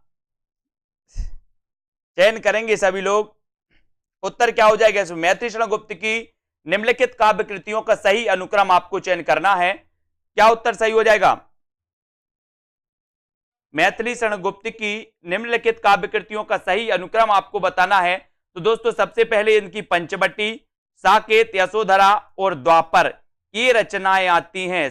पंचवटी, साकेत, यशोधरा और द्वापर रचना आती है। यहां पर याद रखना है दोस्तों, इनकी पंचवटी रंग में भंग 1909 मानी जाती है। ठीक है, जयद्रथ वध 1910 मानी जाती है, भारत भारती 1912, किसान 1917, पंचवटी 25, हिंदू 27, है ना, और विकट भट्ट 1929। ये क्रम में भी पूछे जाते हैं दोस्तों। ठीक है, ये आपको याद रख लेना है, ये पूछी जाती है। गुरुकुल 1929 में, झंकार 1929, साकेत 31, यशोधरा 32, द्वापर 1936, सिद्धराज 1936, जय भारत 52 और विष्णु प्रिया 1957 मानी जाती है। तो ये रचनाएं हमेशा पूछी जाती हैं। ठीक है, सभी लोग याद करना, रक्षित शर्मा जी, रीता जी। ठीक है, अब यहां पर आपको बताना है रंग में भंग नामक काव्य कृति के रचयिता कौन माने जाते हैं। प्रश्न क्रमांक 34, रंग में भंग बताना है। बताइए, जल्दी से लिखना है, कुछ नहीं हुआ है। मीनाक्षी जी, रतन जी, रंग में भंग नामक काव्य कृति के रचयिता बताना है। 1 इंच मुस्कान, है ना, मन्नू भंडारी और राजेंद्र यादव की 1 इंच मुस्कान मानी जाती है। ठीक है विशाल जी, रंग में भंग नामक काव्य कृति के रचयिता आपको चयन करना है। देवेंद्र जी, रंग में भंग नामक काव्य कृति के रचयिता आपको चयन करना है और उत्तर सही हो जाएगा आपका क्या, मैथिली शरण गुप्त। मैथिली शरण गुप्त यानी कि सी नंबर सभी लोगों को पता है, रंग में भंग आपका बिल्कुल सही आंसर हो जाएगा। ठीक है, इस सी नंबर आपका बिल्कुल सही हो जाएगा। इस सी आपने जो चयन किया है बिल्कुल राइट आंसर है। रंग में भंग नामक कृति राजपूतानी आनबान। ऐसा भी क्वेश्चन कई बार आता है दोस्तों कि निम्न में से बताइए कि राजपूतानी आनबान की कथा पर आधारित कौन सी रचना है, तो वो है दोस्तों इनकी रंग में भंग। रंग में भंग ये आपको याद रख लेना है। ठीक है, वेरी गुड। खड़ी बोली हिंदी का प्रथम महाकाव्य कौन सा है, ऐसा क्वेश्चन आता है और मैंने आपको बताया भी था। खड़ी बोली हिंदी का प्रथम महाकाव्य और खड़ी बोली हिंदी के प्रथम महाकवि, ये चयन करिए कौन माने जाते हैं। कविता कौमुदी, उद्धव चरित्र, प्रिय प्रवास या फिर लोकायतन। खड़ी बोली हिंदी का प्रथम महाकाव्य कौन सा है। खड़ी बोली हिंदी का प्रथम महाकाव्य सभी लोग बताएंगे और यहां पर आपका बिल्कुल सही आंसर है प्रिय प्रवास, है ना, प्रिय प्रवास यानी सी नंबर आपका बिल्कुल सही है। ठीक है, कल्पना जी, ओम प्रकाश जी, हर्षवी जी, सी नंबर आपका। खड़ी बोली हिंदी का प्रथम महाकाव्य माना जाता है प्रिय प्रवास और खड़ी बोली हिंदी के प्रथम महाकवि माने जाते हैं दोस्तों, कौन माने जाते हैं महाकवि, अयोध्या से उपाध्याय हरिऔध। अयोध्या से उपाध्याय हरिऔध माने जाते हैं, ये चीज आपको याद रखनी। ठीक है, 1914 ईस्वी में अयोध्या से उपाध्याय हरिऔध द्वारा रचित प्रिय प्रवास हिंदी खड़ी बोली का प्रथम महाकाव्य है। और अगर आपसे क्वेश्चन पूछा जाए कि हिंदी खड़ी बोली के प्रथम महाकवि कौन है, तो महाकवि कौन होंगे, जो महाकाव्य लिखेगा, यानी कि उत्तर कहां चला जाएगा, अयोध्या से उपाध्याय हरिऔध की तरफ। ठीक है, अगला क्वेश्चन आपकी स्क्रीन पर है, कौन सा काव्य ग्रंथ नहीं है। काव्य ग्रंथ कौन सा नहीं है, वैदेही वनवास, है ना, या फिर पथिक, भारत भारती या फिर रसक रंजन। कौन सा काव्य ग्रंथ नहीं है, ये आपको चयन करना है, कौन सा नहीं है बताइए। शिवानी सिंह जी, रीता जी, ज्योति जी, पार्टी होगी बिल्कुल, सभी को आमंत्रण सभी को जाएगा। कुरैशी जी, है ना,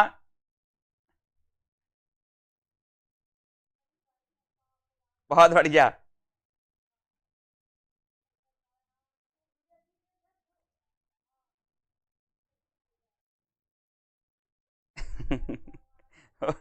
निम्न में से कौन सा काव्य ग्रंथ नहीं है, तो ये नहीं माना जाता रसक रंजन। कौन सा नहीं माना जाता, रसक रंजन, यानी सी नंबर आपका बिल्कुल सही है, सी आपका सही है। ठीक है, आप सभी लोग उत्तर देंगे, है ना, सी नंबर रसक रंजन आपका बिल्कुल सही हो जाएगा। ठीक है, अब यहां पर आते हैं, यहां पर आते दोस्तों, रसक रंजन काव्य ग्रंथ नहीं है, तो ये भारत भारती राष्ट्रकवि मैथिली शरण गुप्त द्वारा 1912 में रचित काव्य ग्रंथ भारत भारती है। ठीक है, जिसमें गुप्त जी ने देश प्रेम एवं राष्ट्रीयता की स्वर दिया है और इसी कारण भारत भारती रचना को अंग्रेजी सरकार द्वारा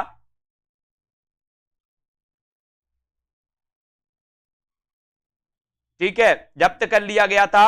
और दोस्तों, राम कथा पर आधारित काव्य ग्रंथ है ये कौन सा, वैदेही वनवास और पथिक रामराज त्रिपाठी की एक काव्य कृति है। इनको आपको याद रख लेना। बात कर लेते हैं दोस्तों, काहे कि अब आपको बात करना है साकेत महाकाव्य का सर्वाधिक मार्मिक सर्ग आपसे पूछा गया, तो ये उत्तर सभी लोग कमेंट में उत्तर बताएंगे अब। ठीक है, उत्तर आपको बताना है और भी दूसरे कमेंट आपके नहीं आने चाहिए अब। ठीक है, साकेत महाकाव्य का सर्वाधिक मार्मिक सर्ग क्या होता है, तो उत्तर चला जाता है, कौन सा है दोस्तों, नवम।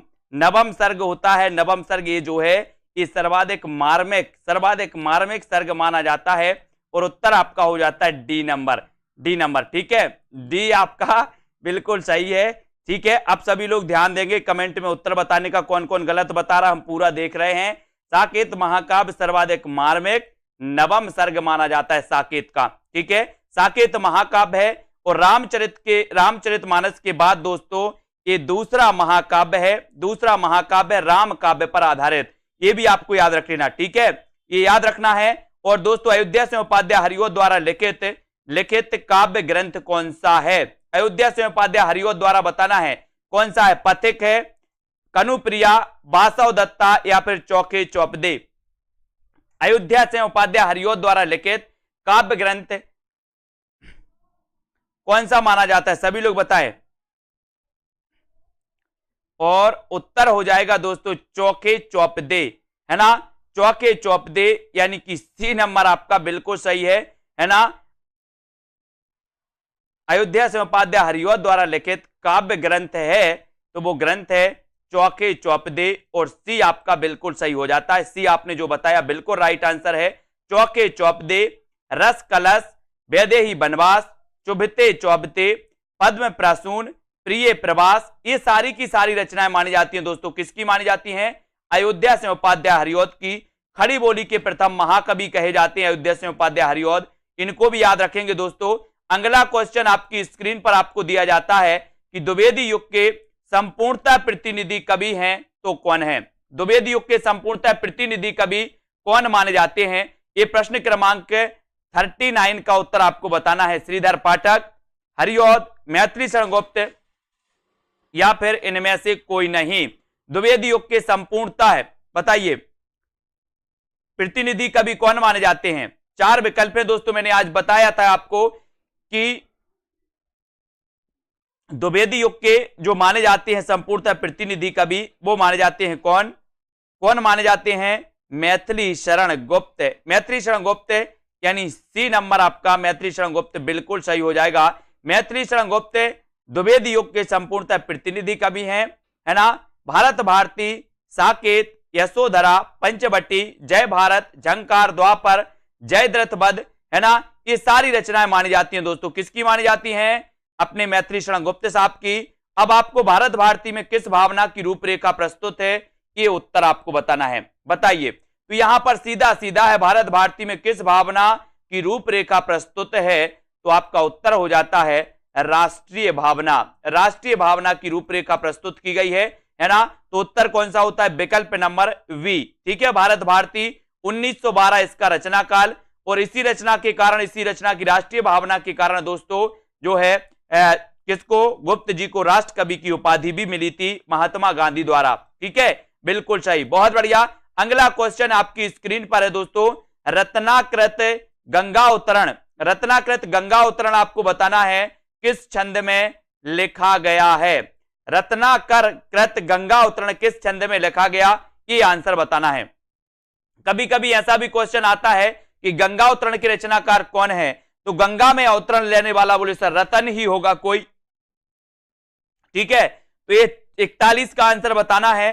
सभी लोग लाइक जरूर कर देना, और जिन भी साथियों को एडमिशन लेना है दोस्तों कोर्स में, वो एडमिशन लें, है ना। सेल्फ स्टडी क्लासेस आपको क्या करना है? प्ले स्टोर में सर्च करना है सेल्फ स्टडी क्लासेस, है ना, और दोस्तों लग जाना है अपनी पढ़ाई में।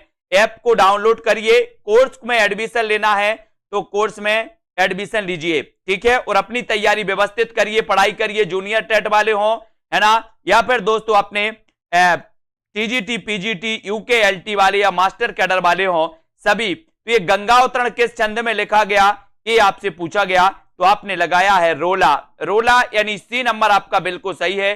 द्विवेदी युग के ब्रज भाषा के कवि जगन्नाथ दास रत्नाकर ने गंगा उतरण नामक काव्य ग्रंथ की रचना की, और ये किस छंद में की? रोला छंद में, ठीक है।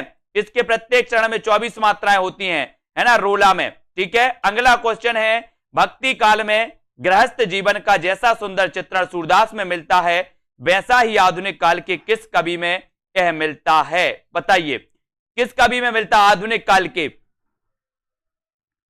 भक्ति काल में गृहस्थ जीवन का जैसा सुंदर चित्रण सूरदास में मिलता है, वैसा ही आधुनिक काल के किस कवि में यह मिलता है? ये आपको बताना है। 42 का आंसर बताना है, ठीक है। प्रयोगवाद के पूरे वीडियो आएंगे। सेकंड बैच का जो टेस्ट है प्रयोगवाद के आपको पूरे वीडियो पढ़ना है। 17 तारीख को सेकंड बैच का टेस्ट होगा, है ना। और भक्ति काल में गृहस्थ जीवन का जैसा सुंदर चित्रण सूरदास में मिलता है, वैसा ही आधुनिक काल के किस कवि में मिलता है? तो वो कवि है दोस्तों कौन? मैथिली शरण गुप्त, है ना। मैथिली शरण गुप्त, यानी कि उत्तर चला जाता है डी की ओर। ठीक है। द्विवेदी युगीन जो मैथिली शरण गुप्त जी हैं दोस्तों, है ना, इनकी रचनाओं में भी भक्त सूरदास की भांति ग्रस्त जीवन का सुंदर वर्णन मिलता है। इसको आपको याद रख लेना है ना। ये सारी की सारी रचनाएं तो आपको पता ही है दोस्तों मैथिली शरण गुप्त जी की। अगला क्वेश्चन आपकी स्क्रीन पर दिया गया है, आपको बताना है कि हिंदी भाषा के मानकीकरण की दृष्टि से कौन सा युग सर्वाधिक महत्वपूर्ण युग था। कौन सा युग था जो सबसे महत्वपूर्ण था हिंदी भाषा के मानकीकरण। आपने देखा होगा दोस्तों कि खड़ी बोली की जो पूर्ण प्रतिष्ठा हुई वो हुई कब हुई? द्विवेदी युग में, है ना। काव्य की रचना, काव्य की भाषा भी बन गई, है ना, और दोस्तों गद्य की भाषा भी बन गई। कौन सी? खड़ी बोली। आपने देखा होगा। तो यहां पर आपका बिल्कुल सही आंसर हो जाएगा कि हिंदी भाषा के मानकीकरण की दृष्टि से कौन सा युग सर्वाधिक महत्वपूर्ण युग था, तो वो युग था द्विवेदी युग। कौन सा युग था? द्विवेदी युग। और बी नंबर आपका द्विवेदी युग बिल्कुल सही हो जाता है, राइट हो जाता है। ठीक है, याद रखोगे हिंदी भाषा के मानकीकरण की दृष्टि से दोस्तों द्विवेदी युग सर्वाधिक महत्वपूर्ण युग था। इसका श्रेय पूरी तरह से आचार्य महावीर प्रसाद द्विवेदी को जाता है, सरस्वती पत्रिका को है। द्विवेदी जी वर्तनी, शुद्धता, उचित शब्दों, ब्राह्म चिन्हों के प्रयोग इत्यादि पर विशेष जोर दिया करते थे। ठीक है, और भारतेंदु युग को नव जागरण युग के नाम से जाना जाता है। ये आपको पता है दोस्तों। गद्य का विकास काल माना जाता है, प्राय सभी आधुनिक गद्य विधाओं का विकास इसी काल में हुआ था दोस्तों। ये आपको याद रख लेना भारतेंदु युग में। और हिंदी कविता में मुक्तक छंद का प्रवेश छायावाद की प्रमुख देन है, मुक्तक छंद का। ठीक है, और परंपरा में दोस्तों हटकर नए भावबोधों का प्रकाशन प्रगतिवाद की प्रमुख उपलब्धि है। ये तो आपको पता ही है मुक्त छंद का। ठीक है, किसान की रचनाकार कौन है? किसान, बताइए किसान की रचनाकार कौन है? 44 का उत्तर सभी लोग लाइक करेंगे। जो भी हमारे साथी हैं दोस्तों, यूपी टेट का भी नोटिफिकेशन आ गया, आप बढ़िया तैयार करिए, है ना। यूपी टेट में जो हिंदी पूछी जाती है, हिंदी की रचनाएं पूछी जाती हैं, उन रचनाओं को मैंने बहुत अच्छे से याद करवाया है। आप लोग पढ़ते रहिए उन रचनाओं में। दोस्तों किसान की रचनाकार आपको बताना है, तो किसान के रचनाकार माने जाते हैं कौन? बोले सर किसान मैथी बोता है। क्या बोता है गीतिका जी? मैथी बोता है, मैथी, है ना। तो मैथी से बनेगा मैथिली शरण गुप्त। किसान के रचनाकार हैं मैथिली शरण गुप्त, क्योंकि किसान मैथी बोता है तो मैथिली शरण गुप्त, यानी ये नंबर आपका बिल्कुल सही हो जाएगा। ये आपका सही है। रंग किसान, रंग में भंग, जयद्रथ वध, विकट भट्ट, है ना, पिलासी का युद्ध, गुरुकुल, साकेत, पंचवटी, सिद्धराज, ठीक है, यशोधरा, ये सारी रचनाएं मानी जाती हैं दोस्तों किसकी? मैथिली शरण गुप्त की। और ये द्विवेदी युग के कवि माने जाते हैं गुप्त जी। राष्ट्र कवि भी इन्हें कहा गया, और राष्ट्र कवि इन्हें दोस्तों इनकी प्रसिद्ध रचना 1912 में जो प्रकाशित हुई थी वो रचना, ठीक है, उसके कारण दोस्तों इन्हें प्रसिद्धि के कारण इन्हें राष्ट्र कवि की उपाधि दी थी। किसने दी थी राष्ट्र कवि की उपाधि? वो दी थी महात्मा गांधी जी ने। ठीक है, साकेत में कितने सर्ग हैं? बढ़िया प्रश्न है। साकेत दोस्तों 1931 का इसका रचना काल है ना। साकेत में बताना है इसका नवम सर्ग बड़ा मार्मिक सर्ग माना जाता है। उर्मिला और लक्ष्मण से संबंधित दोस्तों ये बहुत ही मार्मिक सर्ग है, इसको भी आपको याद रख लेना है। अब आपको बताना है, उत्तर बताना है कल्पना जी कि साकेत में कितने सर्ग हैं। ये उत्तर आपको चयन करना है। चयन करिए सभी लोग, साकेत में कितने सर्ग हैं ये आपको बताना है। 4 विकल्प हैं, 15, 11, 7 या फिर 12।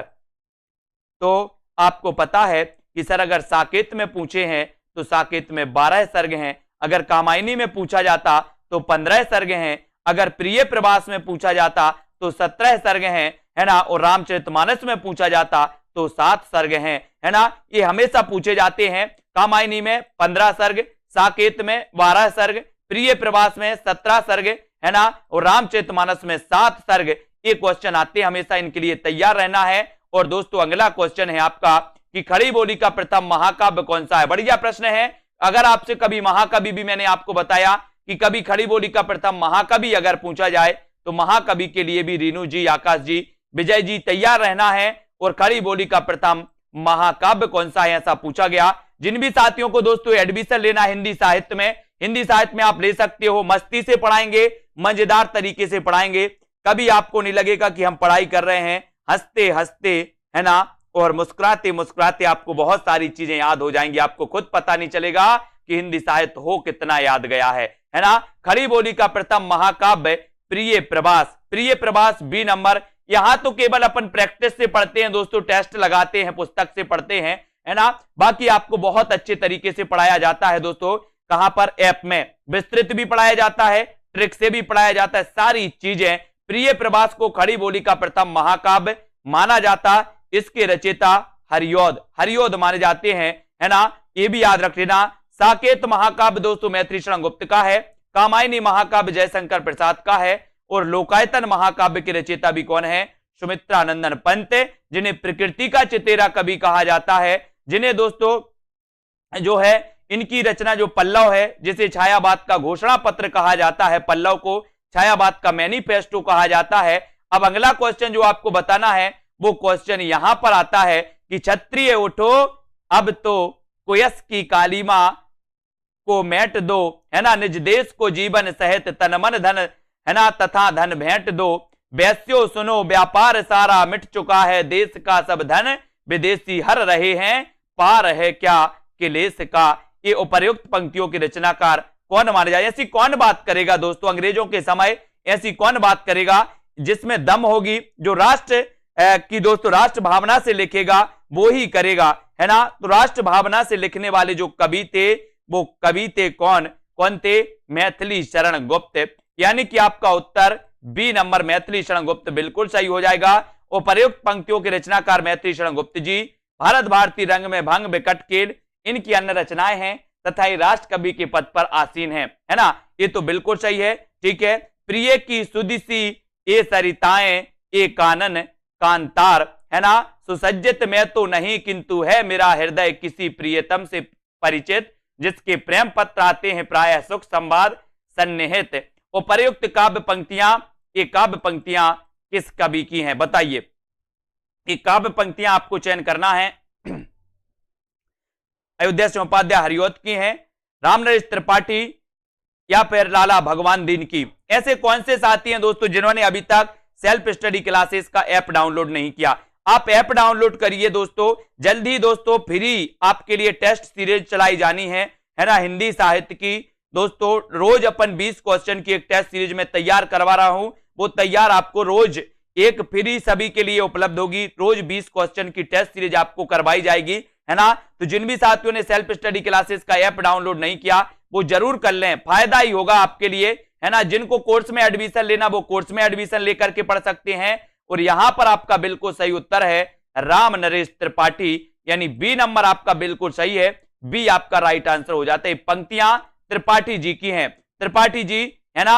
और त्रिपाठी जी की रचना ये आपको याद रख लेना, मिलन, सत्रा, पथिक, है ना, मानसी, स्वप्न और कविता कौमुदी। कविता कौमुदी भी आपको याद रख लेना। अभी तक आपने रचनाएं पढ़ी होंगी कि सर मिलन, मानसी, पथिक, स्वप्न, ये रचनाएं तो आपने पढ़ी हैं, लेकिन अब कविता कौमुदी भी आपको पता होनी चाहिए कि कविता कौमुदी भी दोस्तों रामनरेश त्रिपाठी की रचना मानी जाती है। इसको सभी लोग याद रख लेना, ठीक है। तो मिलन, पथिक, है ना, मिलन, पथिक, मानसी, स्वप्न, है ना, और दोस्तों कविता कौमुदी। आपसे कई बार पूछा गया कि कविता कौमुदी के रचनाकार कौन है, तो कविता कौमुदी के रचनाकार रामनरेश त्रिपाठी, है ना। और दोस्तों क्या होता है, ये रामनरेश त्रिपाठी जी की कविता कौमुदी और रामनरेश त्रिपाठी द्विवेदी युग के श्रेष्ठ कवि माने जाते हैं, द्विवेदी युग के, ठीक है। बहुत बढ़िया। मिलन के पथ पर मानसी का स्वप्न देखा, हरिओम जी क्या बात है। मिलन के पथ पर मानसी का स्वप्न देखा, बिल्कुल देखो भैया, है ना, कौन रोक सकता है आपको। स्वप्न देखो, है ना, बिल्कुल देखो, क्योंकि फ्लैशबैक शैली में देखते होंगे। स्वप्न कौन सी शैली में देखते? बोले सर हम फ्लैशबैक शैली में देखते हैं। हरिओम जी देख रहे हैं अपना, है ना। हिंदी के मानकीकृत स्वरूप पर सबसे पहले किसने विधिवत विचार किया? 49 का उत्तर चयन करिए, बताइए। हिंदी के मानकीकृत स्वरूप पर सबसे पहले किसने विधिवत विचार किया था, ये बताना है। मानकीकृत के लिए बताना है और उत्तर क्या हो जाता है, उत्तर बताना है। और उत्तर का बिल्कुल सही उत्तर हो जाएगा कि दोस्तों हिंदी के मानकीकृत स्वरूप पर सबसे पहले किसने विधिवत विचार किया था, तो वो किया था आचार्य महावीर प्रसाद द्विवेदी ने। इन्होंने हिंदी के मानकीकृत पर दोस्तों विचार किया था, यानी कि ए नंबर आपका बिल्कुल सही हो जाएगा, ठीक है। ए नंबर राइट आंसर हो जाएगा। सभी लोग वीडियो को लाइक जरूर कर देना साथियों। जो भी हमारे साथियों है ना हिंदी साहित्य से संबंधित हैं, हिंदी के मानकीकृत स्वरूप पर सबसे पहले आचार्य महावीर प्रसाद द्विवेदी ने विधिवत विचार किया और आचार्य द्विवेदी जी ने सरस्वती पत्रिका के संपादन करते हुए हिंदी के मानक रूप तथा लेखन में एक रूपता की बात की थी। एक क्वेश्चन आपके लिए जल्दी से बताना है आपको कि सरस्वती पत्रिका के संस्थापक कौन थे, बताइए। चार विकल्प नहीं दिए जाएंगे आज आपको ही उत्तर बताना है सरस्वती पत्रिका के संस्थापक कौन थे। थोड़ा सा आपसे कल ने डिस्कशन कर लें, आज बहुत हो गया, आप लोगों ने बहुत हंसा है और हंसवाया भी बहुत है, तो बताइए क्या हो जाएगा राइट आंसर। सरस्वती पत्रिका के संस्थापक कौन थे, संस्थापक बताना है। सरस्वती पत्रिका के बारे में बात हो जाए, सबसे पहले ये दोस्तों काशी से प्रकाशित होती थी, बाद में ये प्रयाग से, है ना, बाद में ये प्रयाग से प्रकाशित हुई, ठीक है, ये भी याद रख लेना। तो सरस्वती पत्रिका के संस्थापक कौन थे, ये उत्तर आपको चयन करना है। तो कौन बता रहा है, सबसे पहले चिंतामणि घोष, है ना, बहुत बढ़िया, चिंतामणि घोष आपका बिल्कुल सही है। चिंतामणि घोष इसके इसके संस्थापक माने जाते हैं। अब आपको दूसरा क्वेश्चन दिया जाता है कि दोस्तों सरस्वती पत्रिका के प्रथम संपादक कौन थे। देखो कुछ लोग महावीर प्रसाद द्विवेदी लगाए जा रहे हैं, भैया क्वेश्चन समझना है, इसलिए तो मैं बोलता हूं कि क्वेश्चन में कंफ्यूज है बहुत सारे लोगों में, है ना। हमने पूछा संस्थापक कौन थे, तो आपका उत्तर होना चाहिए चिंतामणि घोष, संस्थापक थे। अब आपसे पूछा कि प्रथम संपादक कौन थे, प्रथम संपादक कौन थे, तो आपका उत्तर क्या होना चाहिए, है ना, प्रथम संपादक कौन थे, तो आपका उत्तर होना चाहिए बाबू श्याम सुंदर दास प्रथम संपादक थे। और आपसे पूछा जाएगा कि 1903 में संपादक कौन बने थे, तो उत्तर क्या लगाओगे, महावीर प्रसाद द्विवेदी। ये तीन क्वेश्चन कंफ्यूजन वाले होते हैं, कभी संस्थापक पूछ लिया जाता है तो आप संपादक लगा के आते हो, कभी संपादक पूछ लिया जाता है तो महावीर प्रसाद द्विवेदी लगा के आते हो। ऐसा नहीं करना है अब आपको, है ना। संस्थापक पूछे तो संस्थापक लगाना चिंतामणि घोष, संपादक पूछे तो संपादक लगाना है दोस्तों प्रथम संपादक में श्याम सुंदर दास, और 1903 में कौन बने थे, तो क्या बताओगे, महावीर प्रसाद द्विवेदी, ठीक है, बहुत बढ़िया। अब यहां पर दोस्तों आती है एक पंक्ति और आपसे पूछी जाती है कि अधिकार खोकर बैठे रहना यह महादुष्कर्म है, न्यायार्थ अपने बंधु को भी दंड देना धर्म है।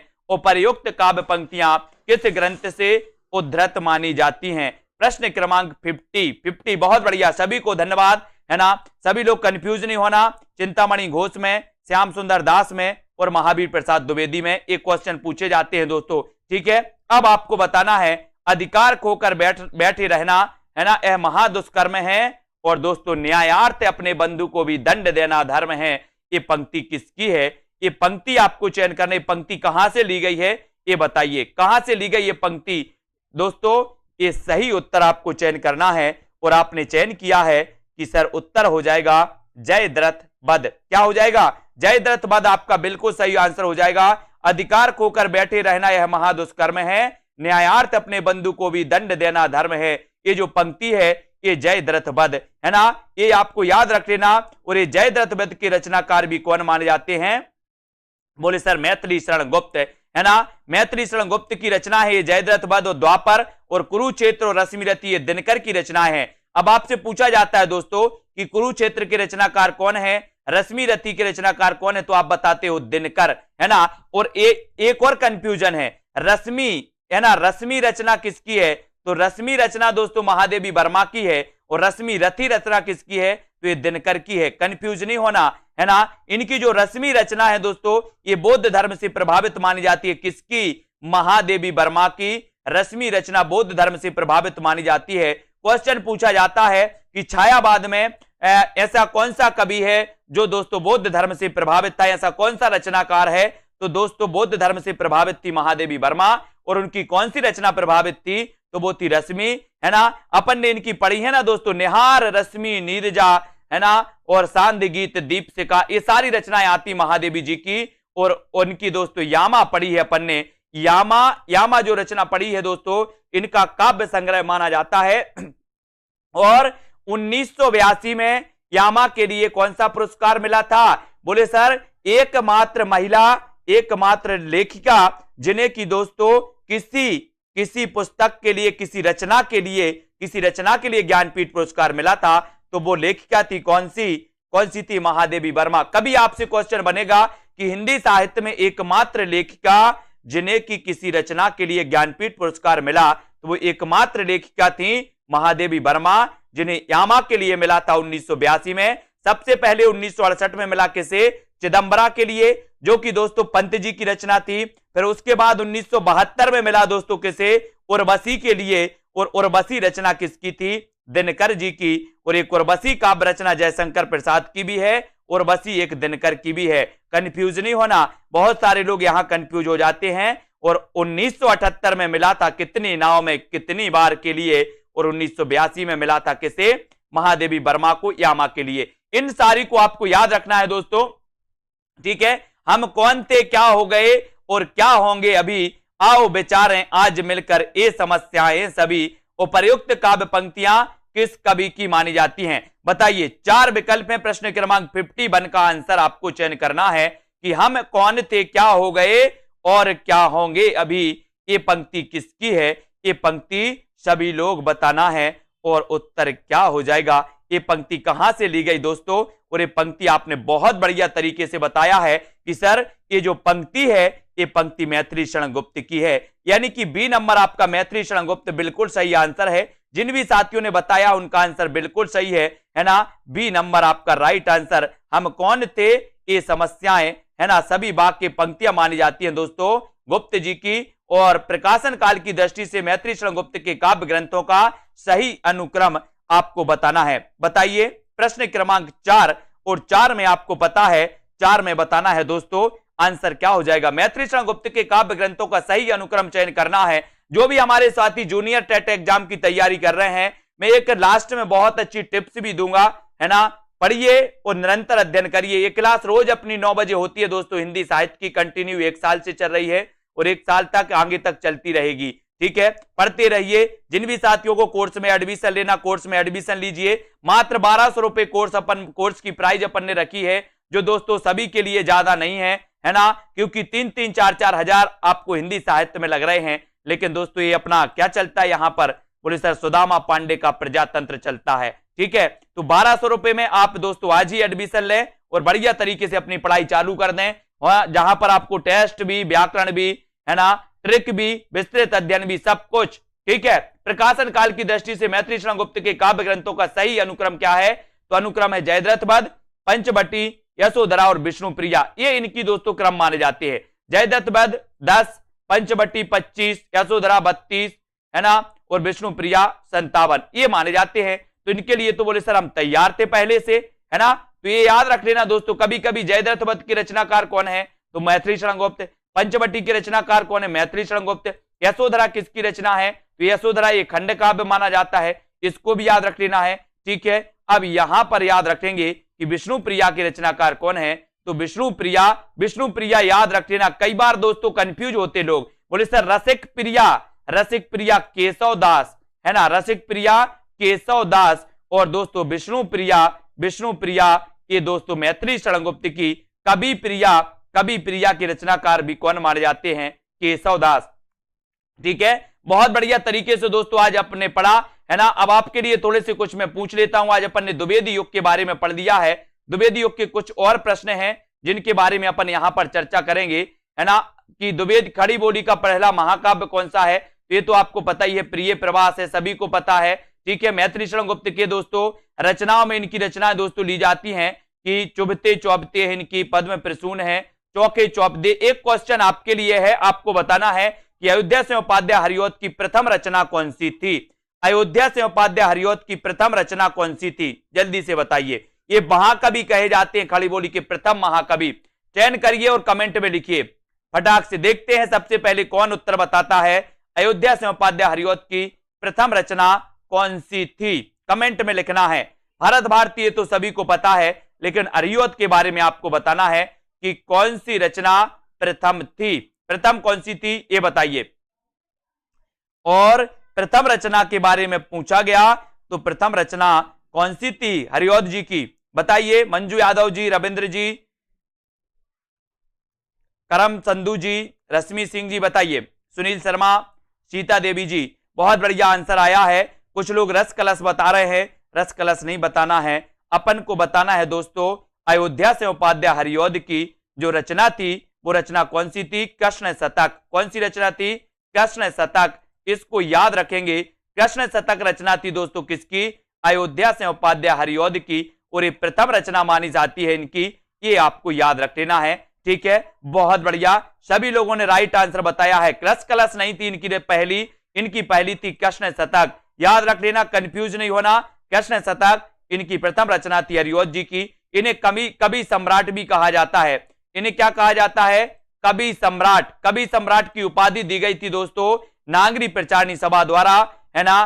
किसे? अयोध्या से उपाध्याय हरिऔध को। याद रख लेना हरिऔध जी के बारे में। और दिवस का अवसान समीपता, गगन था कुछ लोहित हो चला, किस कवि की पंक्तियां हैं? बताइए, दिवस का अवसान समीपता, गगन था कुछ लोहित हो चला, किस कवि की पंक्तियां हैं? ये आपको चयन करना है।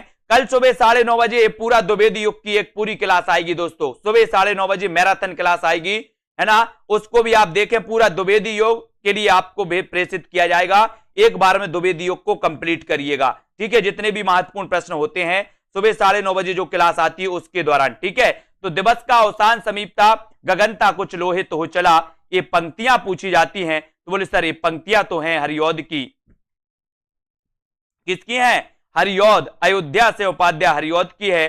दिवस का अवसान समीपता, गगनता कुछ लोहित हो चला, ये पंक्ति हरिऔध की है, और उत्तर हो जाता है ए नंबर। ठीक है, ये जिन्होंने बताया खड़ी बोली का प्रथम महाकाव्य। लेकिन दोस्तों इस प्रिय प्रवास के लिए रामचंद्र शुक्ल ने महाकाव्य नहीं माना, है ना? ये प्रिय प्रवास खड़ी बोली का प्रथम महाकाव्य। लेकिन अगर कभी आपसे पूछा जाए कि ये दोस्तों रामचंद्र शुक्ल ने इसे महाकाव्य नहीं माना, सभी लोग लाइक जरूर करेंगे। और दोस्तों ऐप जरूर डाउनलोड कर लें, सेल्फ स्टडी क्लासेस। ठीक है, आपको क्या करना है? आपको दोस्तों क्या करना है? प्ले स्टोर में सर्च कर लेना है सेल्फ स्टडी क्लासेस। ठीक है, तो आप सेल्फ स्टडी क्लासेस अगर डाउनलोड कर लेते हो तो दोस्तों आपके लिए कोर्स भी लॉन्च किया गया हिंदी साहित्य का। बहुत ही अच्छा, सबसे अच्छा कोर्स अभी तक आपको कहीं नहीं मिलेगा। ऐसा कोर्स दोस्तों सब तरीके से आपके लिए बहुत अच्छा रहेगा। दोस्तों बहुत सारे स्टूडेंट को ऐप डाउनलोड नहीं करते बन रहा है, या फिर कर भी लिया है तो कोर्स भी नहीं देख पा रहे हैं। तो मैं आज उनको बता दूं कि ये जो सेल्फ स्टडी क्लासेस इस प्रकार से जब आप प्ले स्टोर से करते हैं तो ये आपका वेल जो है आइकन उसमें लगा हुआ है ना? तो इस प्रकार से सेल्फ स्टडी क्लासेस आपको सर्च करना है और ऐसे आइकन में आपको ऐप मिलने वाला है। ठीक है, तो दोस्तों हम देखें कि प्ले स्टोर में आपको इस प्रकार से दिखेगा ये सेल्फ स्टडी क्लासेस। ठीक है, ये प्ले स्टोर में आपको सेल्फ स्टडी क्लासेस का ऐप दिखने वाला है। ठीक है, ये इमेज उसमें डली है, ये आइकन, ये लोगो उसमें डला है। ठीक है, अब दोस्तों इसको इंस्टॉल करना है, यहां से आप इंस्टॉल करेंगे। ठीक है, अब इंस्टॉल करेंगे तो वहां पर आपको नंबर मांगेगा, जीमेल नंबर मांगेगा, तो आपको ओटीपी आएगा, तो आप रजिस्टर करके आगे बढ़ेंगे।